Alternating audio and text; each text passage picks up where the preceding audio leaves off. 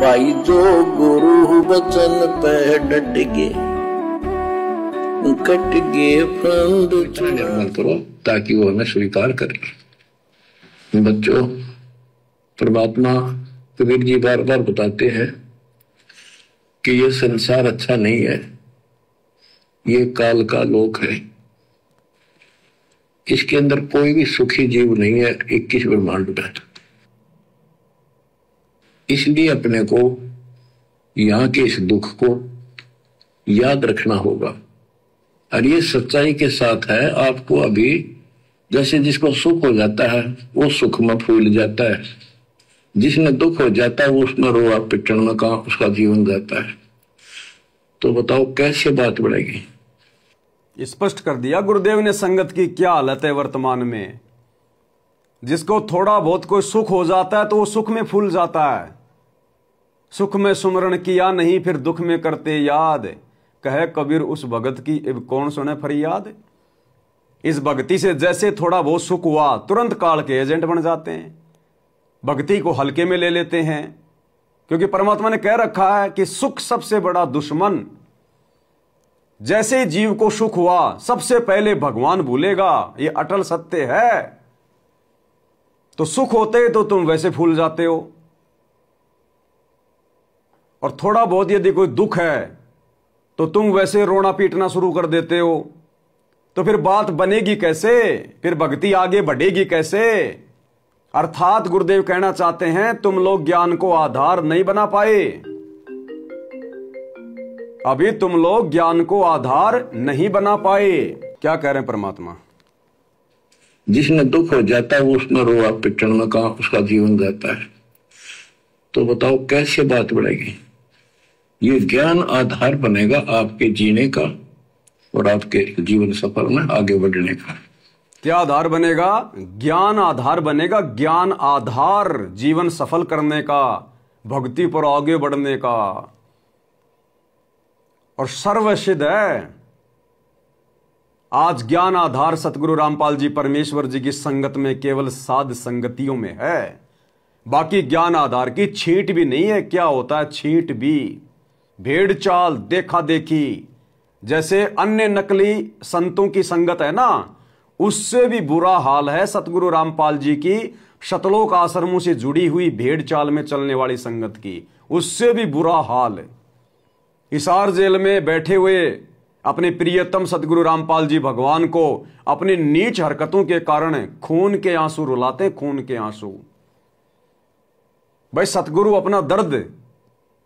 अपना दर्द कैसे बयान करेगा। सत्संगों के माध्यम से। अभी आप धीरे धीरे सुनते जाना इन विशेष संदेशों में जो आगे आगे आप लाइव सुनोगे, कैसे कैसे परमात्मा आश्रम से जुड़े हुए भाई बहनों की घटिया हरकतों से दुखी हैं, परेशान हैं। सतगुरु ने यहां तक कह रखा कि बच्चों अपने ऊपर रहम नहीं कर सकते तो कम से कम मेरे ऊपर तो रहम करो।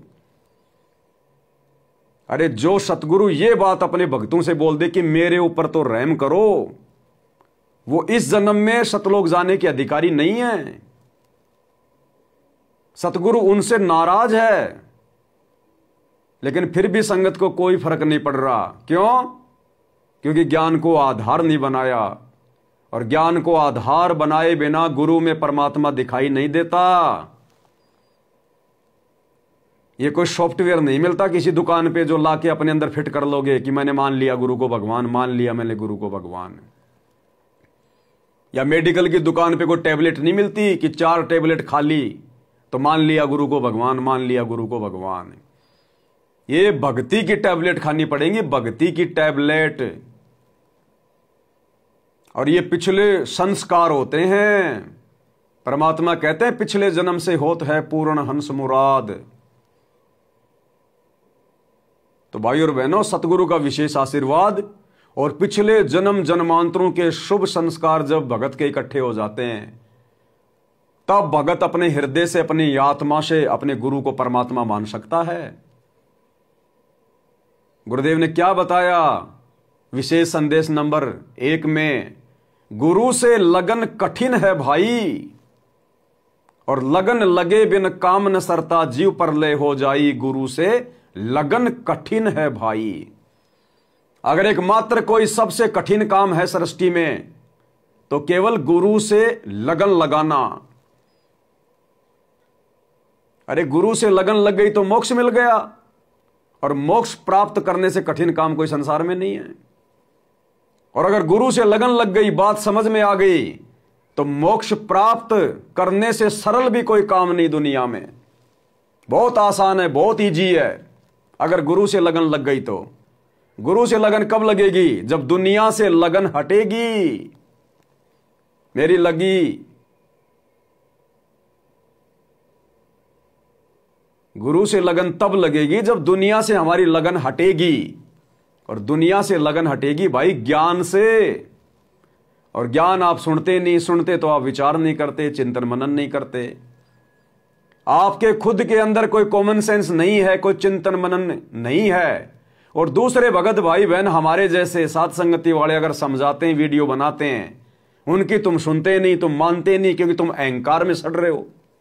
क्योंकि तुम अहंकार में सड़ रहे हो। और अहंकारी प्राणी भाई परमात्मा को पसंद नहीं है, वो फिर यहीं सड़ेगा काल के लोक में। तो अगरम मगरम छोड़ दो मेरे भाई। अच्छी बातें, अच्छा ज्ञान कहीं से भी मिल जाए उठा लेना चाहिए। हम आपके गुरु भाई बहन हैं, आप लोगों के दुश्मन नहीं हैं।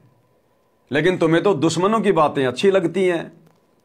इन आश्रमों में ये पाखंडी बाबा आते हैं भंडारे में, उनसे तो तुम माइक ले लेके बातें करते हो, वो तुम्हारे को ज्ञान देते हैं। उन पाखंडियों का ज्ञान तो तुम बड़े प्यार से सुनते हो। और अपने गुरु भगत भाई बहनों की बातें सुनना तुम्हारे को जहर के समान लगती हैं। कैसे बात बनेगी भाई? नरेंद्र मोदी की रैलियों में धक्के खाने के लिए तो तुम्हारे पास में समय है, लेकिन साथ संगति के वीडियो देखने के लिए तुम्हारे पास समय नहीं है। हरियाणा के जाट आरक्षण में जाकर अपना बेशकीमती समय और श्वासें बर्बाद करने का तो तुम्हारे पास समय है, लेकिन सत्सेवकों के वीडियो देखने का तुम्हारे पास समय नहीं है।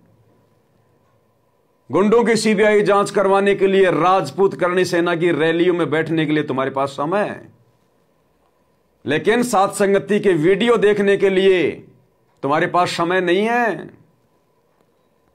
इसको कहते हैं काल प्रेरणा। काल प्रेरणा। जब सिर पर काल बैठ जाता है, भगत को कुछ भी नहीं सूझता, कुछ भी। भाई जो गुरु वचन पे डट गे, कट गे फंद 84 के, कट गे फंद 84।